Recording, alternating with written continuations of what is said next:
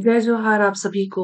मैं हूँ विनीता और इस वीडियो में हम सीजीपीएससी प्री का जो सेकंड पेपर है सी सैट जो महत्वपूर्ण भाग है ना, इससे संबंधित प्रश्न करेंगे। ये पेपर हमारा 2020 का है। ठीक है, ये 2020 का प्रश्न पत्र है जिसमें मैंने मैथ्स और रीजनिंग को स्किप किया है। ठीक है, और इसमें कुछ कुछ जैसे कि इंटरपर्सनल स्किल हो गया और डिसीजन मेकिंग वगैरह हो गया, हिंदी है, तो वो सारे इसमें ऐड किए हैं मैंने। बाकी रीजनिंग और मैथ्स इसमें स्किप किया है। ठीक है, तो चलिए हम आज शुरुआत करते हैं पहले प्रश्न से।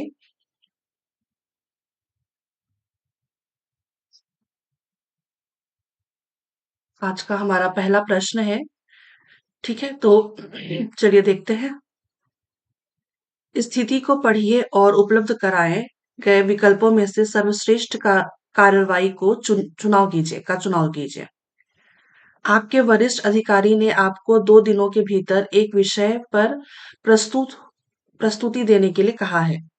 आप आधी रात तक जाकर इसे समाप्त कर लेंगे। फिर भी वास्तविक प्रस्तुति के दौरान आपका अधिकारी निराश हो जाता है, आपको फटकार लगाता है। आपकी प्रक्रिया क्या होगी? ये प्रश्न आप समझ पाए होंगे। ठीक है, ये प्रश्न आपने समझ लिया होगा। हाँ, ऑप्शंस देखते हैं। तुरंत जगह छोड़ देंगे, नौकरी से इस्तीफा दे देंगे, प्रतिक्रिया करेंगे और अधिकारी पर चिल्लाएंगे, या फीडबैक मांगेंगे और आश्वस्त करेंगे कि आप त्रुटियों को ठीक कर लेंगे। तो इसका उत्तर क्या हो जाएगा? Option number D. आप फीडबैक मांगेंगे और आश्वस्त करेंगे कि आप त्रुटियों को ठीक कर लेंगे। ठीक है, चलिए अगला देखते हैं प्रश्न। अगला है, आप निर्धारित अवधि में पूर्ण की जाने वाली एक परियोजना में लगे हैं। परियोजना समीक्षा बैठक के दौरान आपको ज्ञात होता है कि दलीय सदस्यों से प्राप्त सहयोग में कमी की वजह से इस परियोजना के निष्पादन में विलंब होने की संभावना है। आपको क्या करना चाहिए? तो ये प्रश्न भी आपने समझ लिया होगा। ठीक है, चलिए ऑप्शन देखते हैं। कारणों का उल्लेख करते हुए समयावधि बढ़ाने की मांग करनी चाहिए, या दलीय सदस्यों को बदल देने की मांग करनी चाहिए, या असहयोग के कारणों की जांच पड़ताल करनी चाहिए, या असहयोग के मुद्दे पर सदस्यों को चेतावनी देनी चाहिए। तो दलीय चेतावनी तो आप दे नहीं सकते। सदस्यों को बदल देने की मांग करनी चाहिए, ये भी गलत है ना, ऐसा नहीं करेंगे हम। कारणों का उल्लेख करते हुए समयावधि बढ़ाने की मांग करनी चाहिए, ये भी गलत है।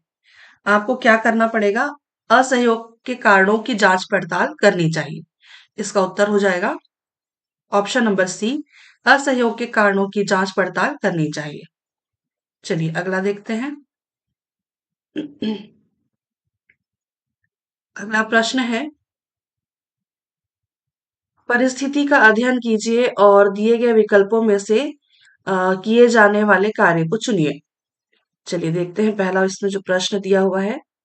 आप एक कंसल्टेंसी में आईटी विशेषज्ञ हैं, लेकिन आपको जो कार्य सौंपा गया है वह मानव संसाधन से जुड़ा हुआ है, ह्यूमन रिसोर्सेस, जिसमें आप सीमित ज्ञान रखते हैं। आप क्या करेंगे? चलिए देखते हैं ऑप्शन। सीमित मात्रा में कार्य करेंगे और उसे बॉस के पास भेजेंगे, या अपने सहकर्मियों से सहयोग लेंगे तथा सारे तौर तरीके सीख लेने के उपरांत अपने वरिष्ठ को बता देंगे कि अपने कार्य को संपादित करने में आपने एक सहयोगी की सहायता ली है, या कार्य दिए जाने के समय ही आप अपने बॉस को बता देंगे कि इस कार्य से संबंधित अनुभव आपके पास नहीं है, या अपने वरिष्ठ को लिखित ढंग से बता देंगे कि इस कार्य से आपका कोई संबंध नहीं है। आप क्या करेंगे? आप यहाँ पे क्या उत्तर ले सकते हैं? क्या लेंगे आप इसका उत्तर? अपने सहकर्मियों से सहयोग लेंगे और सारे तौर तरीके लेने के उपरांत अपने वरिष्ठ को बता देंगे कि अपने कार्य को संपादित करने में आपने एक सहयोगी की सहायता ली। ठीक है, चलिए अगला प्रश्न देखते हैं।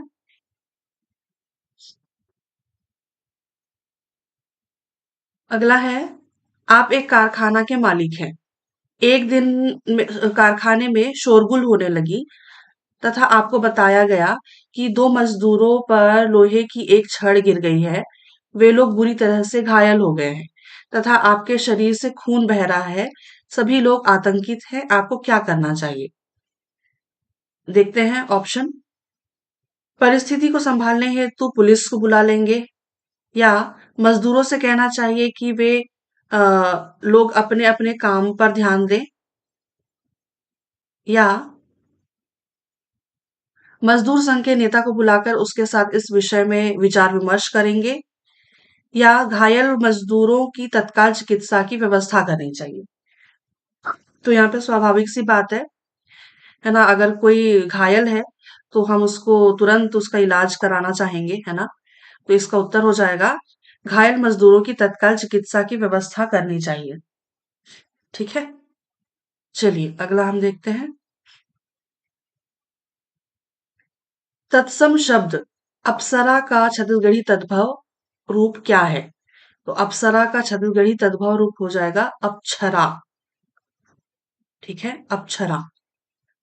अप्सरा का तद्भव का मतलब आप समझते होंगे, जिसकी उत्पत्ति संस्कृत से होती है ना? बोलचाल में जो यूज की जाती है वो तद्भव कहा जाता है, और तत्सम शब्द जो होता है वो संस्कृत के शब्दों जैसा होता है, और ज्यों का त्यों उस शब्द को लिया जाता है। चलिए इसका उत्तर हो जाएगा अप्सरा का अप्सरा। अगला देखते हैं। क्रिया के रूपांतरण को कहते हैं, तो क्रिया के रूपांतरण को हम वाच्य कहते हैं। ठीक है? क्रिया के रूपांतरण को हम वाच्य कहते हैं, और वाच्य से वाक्य में यह पता चलता है कि उसमें जो कर्ता, कर्म और भाव में से किसकी प्रधानता है। ठीक है? वाच्य में से वाक्य का ये पता चलता है कि उसमें कर्ता, कर्म और भाव में से किसकी प्रधानता है। और ये वाच्य जो हैं ये 3 प्रकार के होते हैं। ठीक है? 3 प्रकार के होते हैं। एक तो है ना कर्तरी वाच्य होता है, और एक कर्मवाच्य,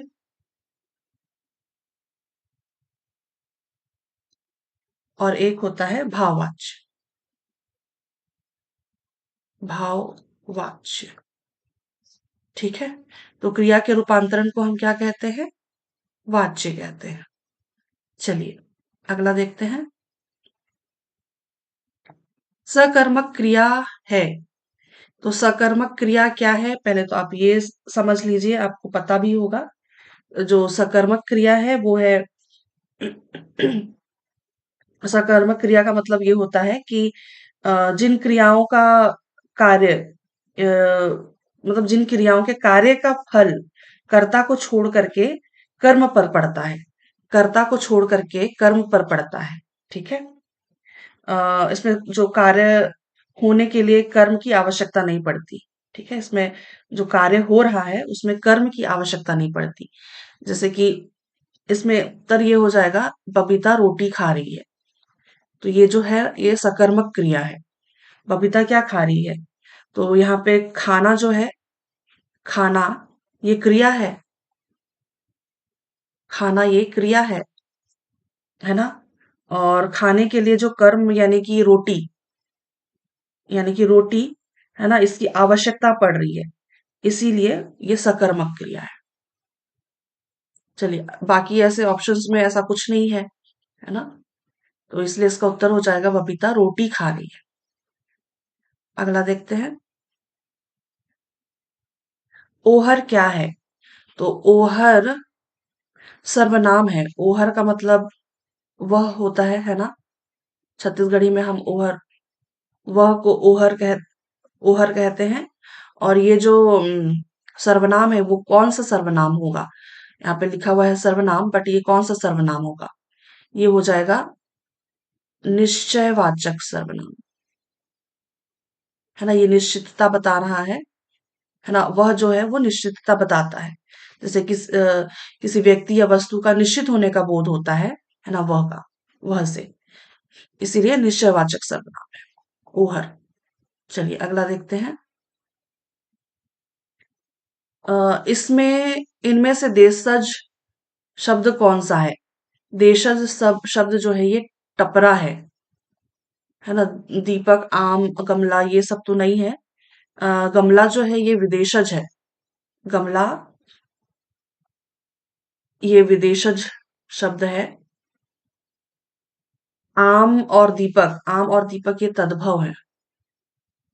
आम और दीपक ये तद्भव है। तद्भव। आम और दीपक तद्भव है, इसका तो आम्र जानते होंगे आप।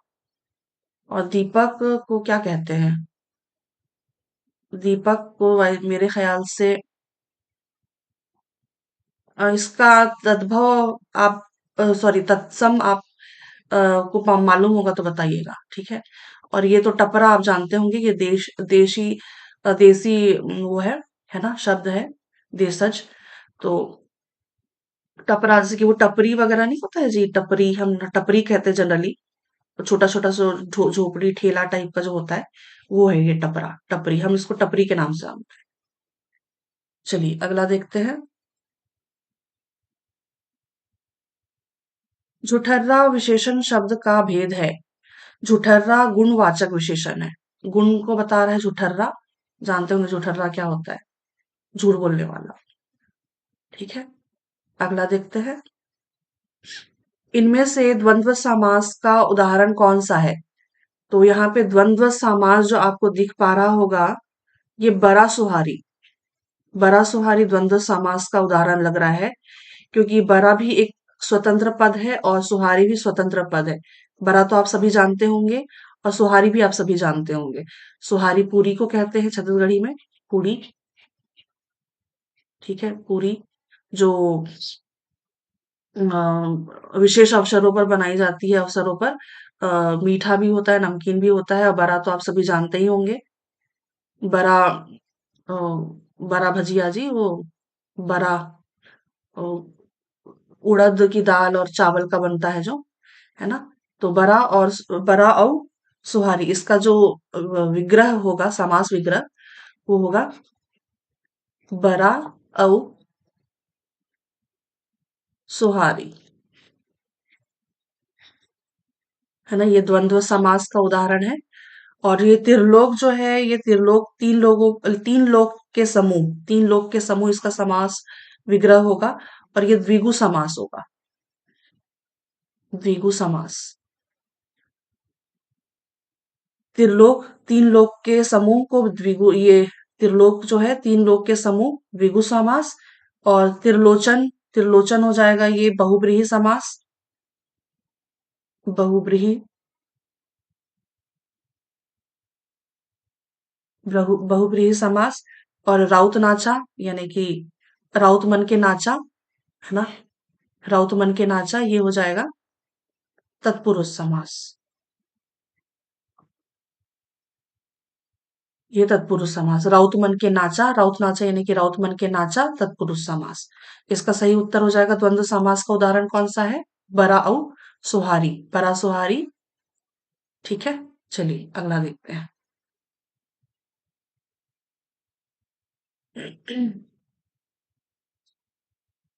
सुंदर का विशेषण शब्द है। ये प्रश्न विलोपित कर दिया गया है ना? और मेरे हिसाब से इसका उत्तर ये होना चाहिए, सुघ्घर। ठीक है, छत्तीसगढ़ी में अ, ग का उच्चारण ऐसे नहीं होता है, घ ही होता है ना? इस तरह से ही होगा, सुघ्घर, है ना? इसका उत्तर व्यापम ने आयोग ने विलोपित कर दिया था। ठीक है, चलिए अगला देखते हैं।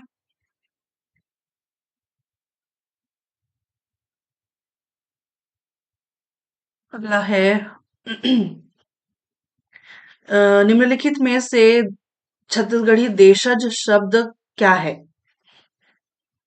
ये प्रश्न भी मेरे लिए डाउटफुल है।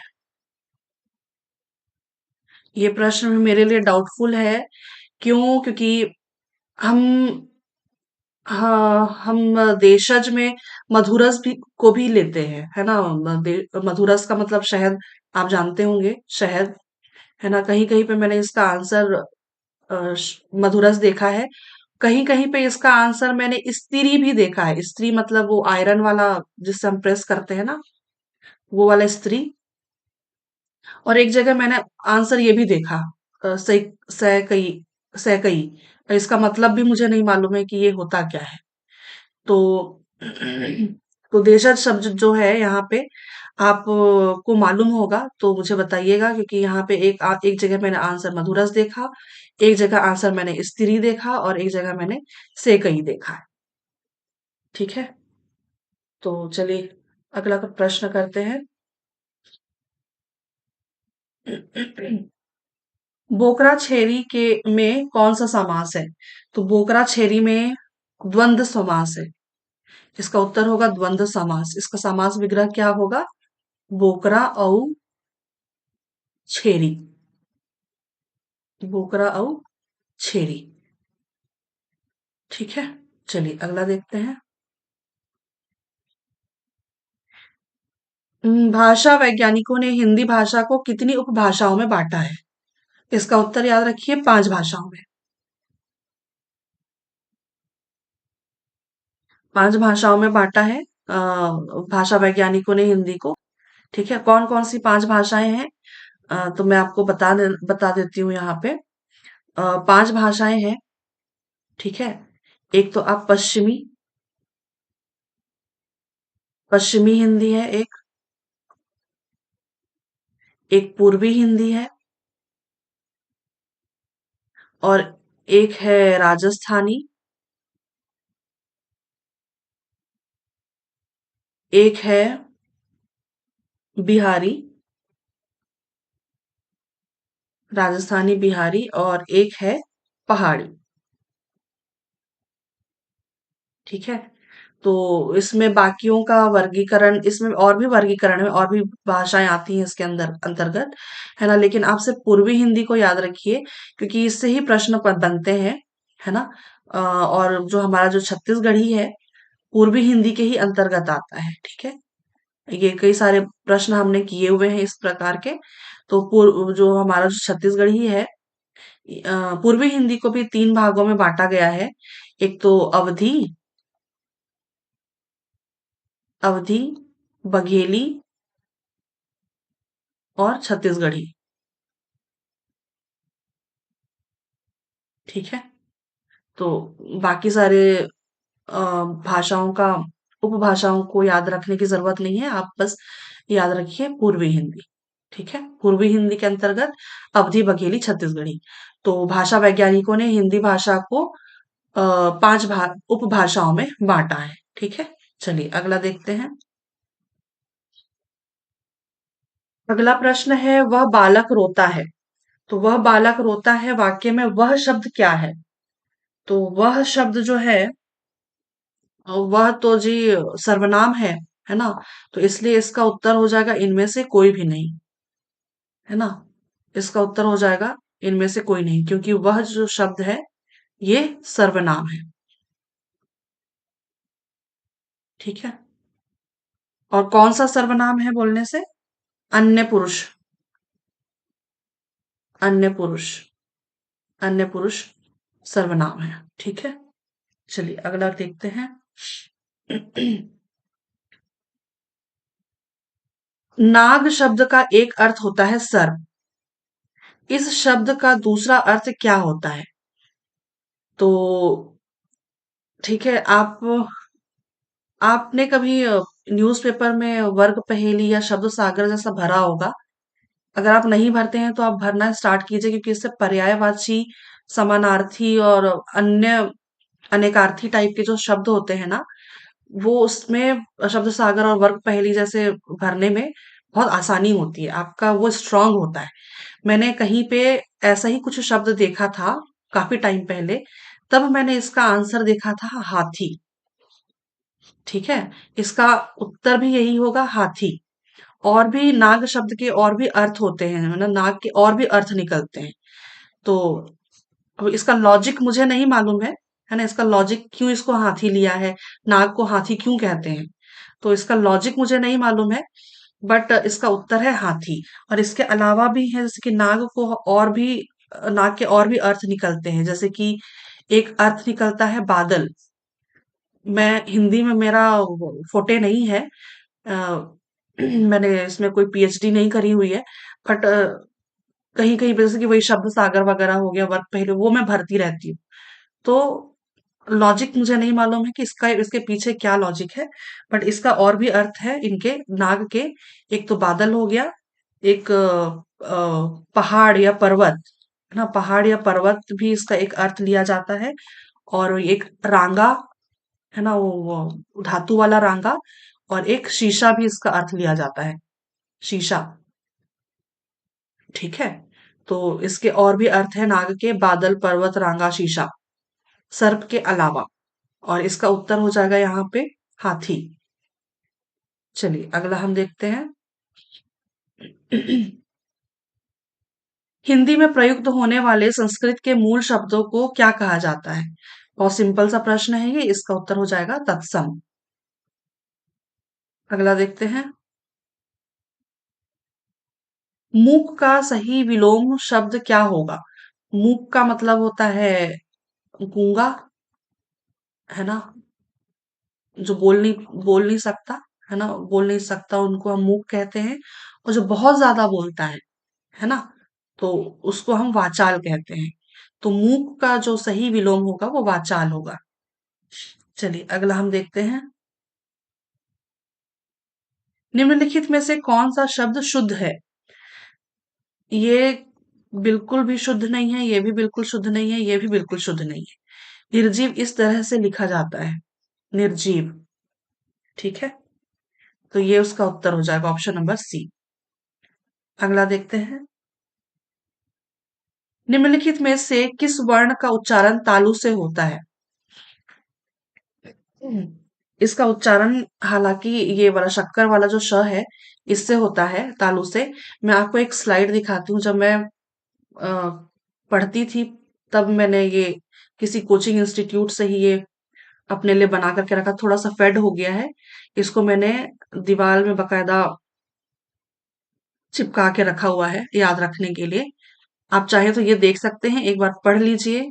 थोड़ा सा फेड हो गया है ये, है ना। कंठ, पहले तो आप ये याद रख लीजिए कौन कौन से उच्चारण होते हैं, है ना। कंठ, तालु, मूर्धा, दंत, ओष्ठ, है ना।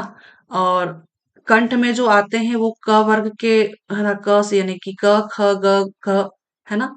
तो जो वर्ग, क वर्ग आता है, अ, आ, ह और विसर्ग, है ना, और विसर्ग आता है। और तालु में जो आते हैं च वर्ग के, है ना, च वर्ग में जितने भी च छ ज झ, है ना। और उसके अलावा जो स्वर आएंगे वो है ई, छोटी ई, बड़ी ई, और य और श।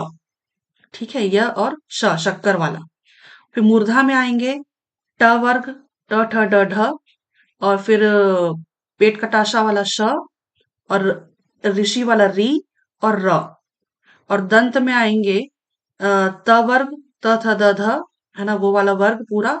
और स, ये सरोता वाला स, और फिर ल। और ओष्ठ में प वर्ग आएगा पूरा। और उसके अलावा जो स्वर आएगा वह छोटा ऊ और बड़ा ऊ। ठीक है। और नासिक्य में आएंगे आपके ये जो अंगा, इया, अण, न और म। तो ये जो लास्ट में हम पढ़ते हैं ना, क ख ग घ, क ख ग घ, अंग, है ना, तो वो वाले जो अंग, इया, ण, न, म। और कंठ तालव्य में आएंगे ए और ए। कंठोष्ठ में आएंगे ओ और औ। दंतोष्ठ में आएगा व। यहाँ पे दिख नहीं रहा है स्लाइड में। दंतोष्ठ में आएगा व, इकलौता, अकेला दंतोष्ठ में व आएगा। तो आप चाहें तो इसका स्क्रीनशॉट ले लीजिए। बाकी ये मैंने अपने तरह से, है ना, किसी कोचिंग से ही पढ़ा था ऑब्वियसली, है ना, काफी टाइम पहले। तो ये मुझे याद रखने में आसानी होती है। चलिए इसका जो पुराना प्रश्न आपको दिखा देती हूँ। निम्नलिखित में से किस वर्ग का उच्चारण तालु से होता है? तो अभी देखा हमने, जिसका तालु का उच्चारण, श का जो उच्चारण है, शक्कर वाला श, इसका उच्चारण होता है तालु से। चलिए अगला देखते हैं। जिसका मूल्य न आंका जा सके, वाक्यांश के लिए प्रयुक्त होने वाला एक शब्द क्या होगा? इसका उत्तर हो जाएगा अमूल्य। जिसका मूल्य न आंका जा सके। अगला देखते हैं। से विभक्ति का प्रयोग किन दो कारकों में होता है? तो कारक के चिन्ह आपने बचपन से पढ़ा हुआ है ना? कर्ता ने, जैसे कि मैंने याद किया होता, कर्ता ने कर्म को करण से, है ना, इस तरह से। तो इसका जो है विभक्ति, कर्ता ने कर्म को करण से, तो करण और अपादान, है ना, इसका उत्तर हो जाएगा करण और अपादान। तो अपादान तो अलगाव के भाव से यूज होता है ना? स का स की विभक्ति जो होती है, करण में भी होती है और अपादान में भी होती है। और अपादान में जो होता है वो अलगाव के भाव में किया जाता है, स का विभाजन और विभक्ति। तो इसका उत्तर हो जाएगा करण और अपादान। चलिए अगला देखते हैं। ये यहाँ पे दिया हुआ है, तो आप देख लीजिए, एक बार पढ़ लीजिए, है ना? 8 विभक्तियां हैं, यहाँ पे कारक दिए हुए हैं और इस तरफ चिन्ह दिए हुए हैं। एक बार पढ़ने में क्या जाता है ना? कर्ता ने कर्म को करण से के द्वारा संप्रदान को के लिए अपादान से अलगाव के भाव में संबंध का के की रा री रे अधिकरण में पर संबोधन हे अरे अहो। ठीक है, चलिए अगला देखते हैं। अनासक्त शब्द का सही संधि विच्छेद क्या होगा? अनासक्त का सही संधि विच्छेद, इसका उत्तर ये होगा। इस तरह से संधि विच्छेद करेंगे, अन्न धन आसक्त, अन्न धन आसक्त। तो इसका जो अर्थ होता है, अन्न धन आसक्त, इसका अर्थ होगा जो किसी विषय में आसक्त ना हो, किसी पर आसक्त ना हो, यानी कि किसी से संबद्ध ना हो, है ना? अ, किसी भी चीज पे, किसी भी वस्तु वस्तु पे या फिर किसी भी विषय पे आसक्त ना हो, संबद्ध ना हो, है ना? और इसका जो संधि जो होगा, ये दीर्घ स्वर संधि होगा। क्यों होगा? क्योंकि अ, यहाँ पे ये जो है ना, ये यहाँ और ये वाला है ना, आ, इससे मिल करके आ बन रहा है ना? इसीलिए ये दीर्घ स्वर संधि होगा।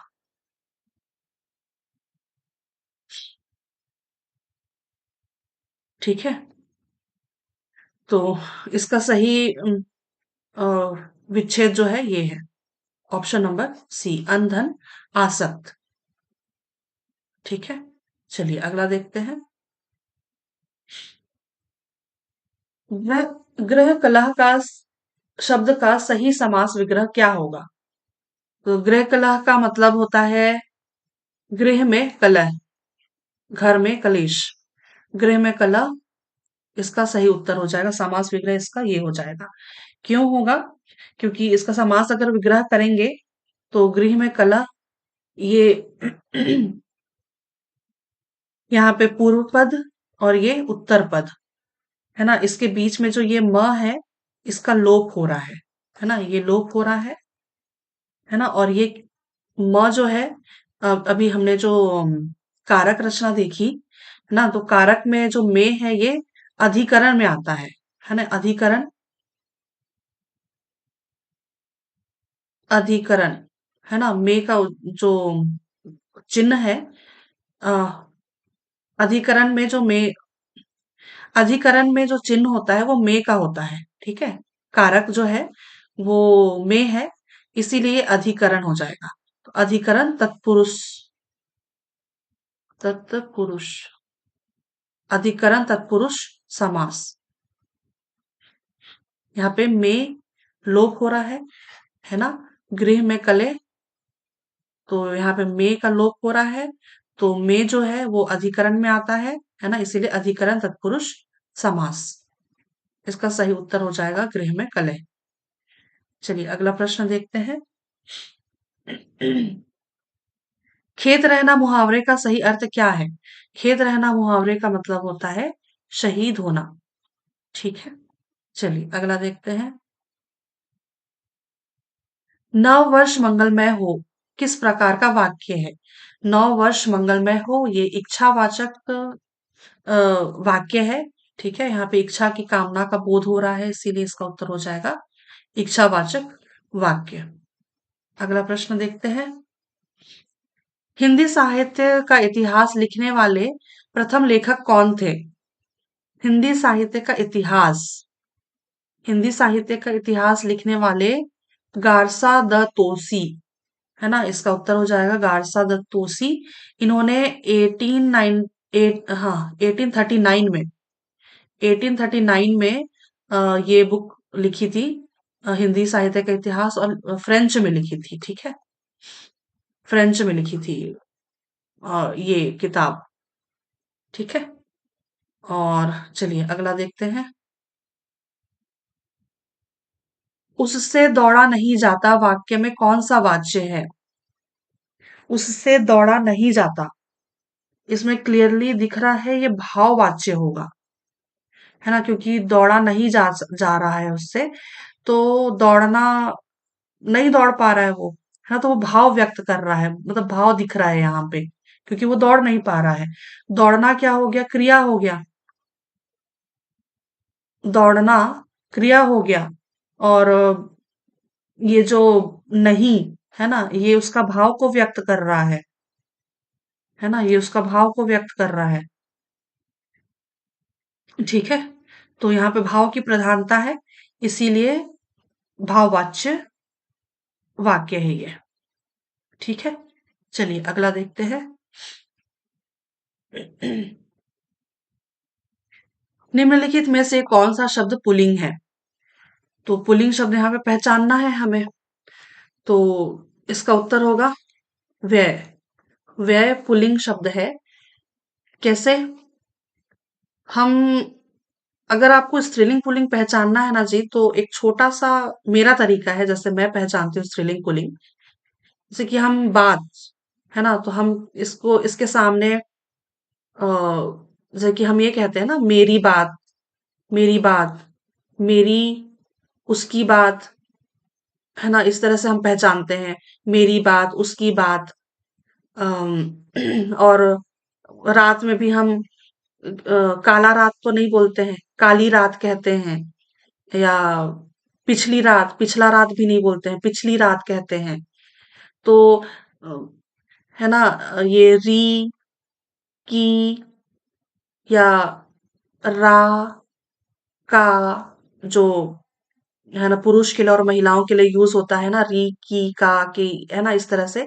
तो शब्दों के आगे, है ना, इस तरह से आप लगा करके देख लीजिए, जैसे कि आय, आय में भी हम उसकी आय कहते हैं, है ना, मेरी आय कहते हैं, है ना, लेकिन उसकी व्यय, उसका व्यय, तो है ना, उसका व्यय कहते हैं, है ना, उसकी व्यय तो नहीं कहते हैं, मेरी व्यय नहीं कहते हैं, है ना। तो इस तरह से आपको, जब वर्ड के आगे, शब्द के आगे आप इस तरह से आप लगा करके देखेंगे, है ना, री, की, या रा, का, तो आपको क्लियरली समझ में आ जाएगा। तो इसका उत्तर हो जाएगा व्यय, है ना। हम कहते हैं उसका व्यय, उसका व्यय, मेरा व्यय, है ना, मेरी व्यय तो कहते नहीं है। ठीक है, तो आपको शुद्ध अशुद्ध भी इसमें समझ में आ जाएगा। इसका उत्तर है व्यय।